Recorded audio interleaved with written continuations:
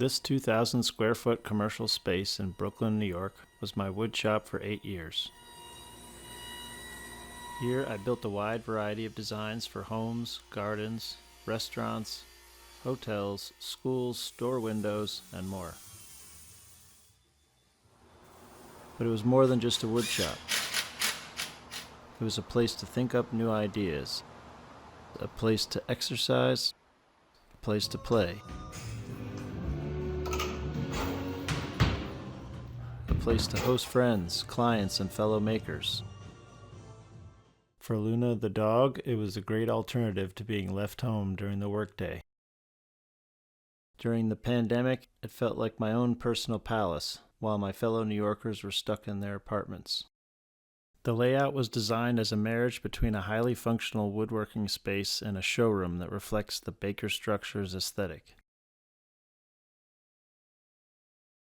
To me, it always served as a refuge from its urban surroundings. I strived to make it feel like a place that wasn't situated in a major city. It even featured one relatively sawdust-free room for coffee breaks, computer work, meals, and the occasional power nap. But I guess in the end it was just a big-ass space that I filled with tons of stuff, which was great until I made the decision to leave the city behind and start a new life in the Catskills. In October 2025, I decided it was time to start the torture. Months of disassembling, packing, schlepping, riding elevators, driving, 2.5 to 3 hours there and back over and over again. I moved wood, lots and lots of wood. I stacked most of that wood in this 40-foot shipping container on my land, with the occasional help from my chatty neighbor. Not with the oldest design of a Hemi. You can fit the turbo. A Cummins diesel 350. Big as a beast. I moved all that heavy machinery I owned. I moved through the transition between fall and winter, and oh, what a fun transition that was. We got a little bit of snow. And some more snow.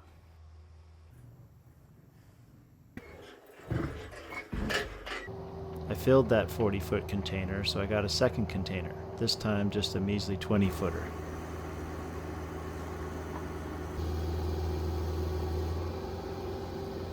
I moved some more stuff into that second container.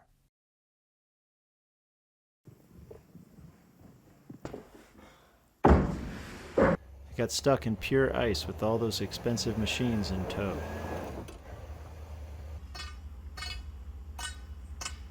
A situation that required an excavator to get out of, at 10 o'clock at night, of course.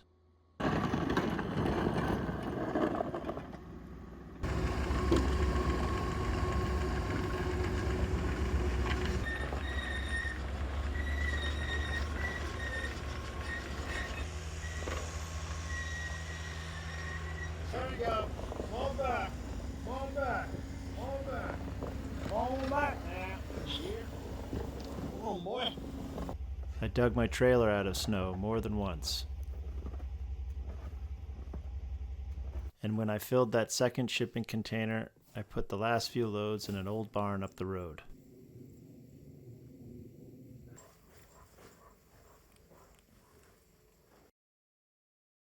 And finally, after nearly 4 months of being a full-time mover, with only short breaks for the holidays, I was done.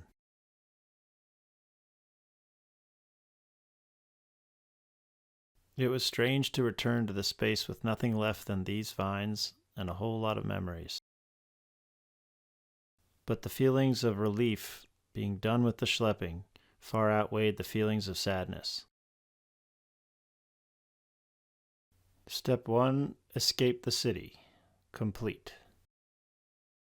Step 2, build a whole bunch of stuff that's totally not at all in the city. But first, one more swing.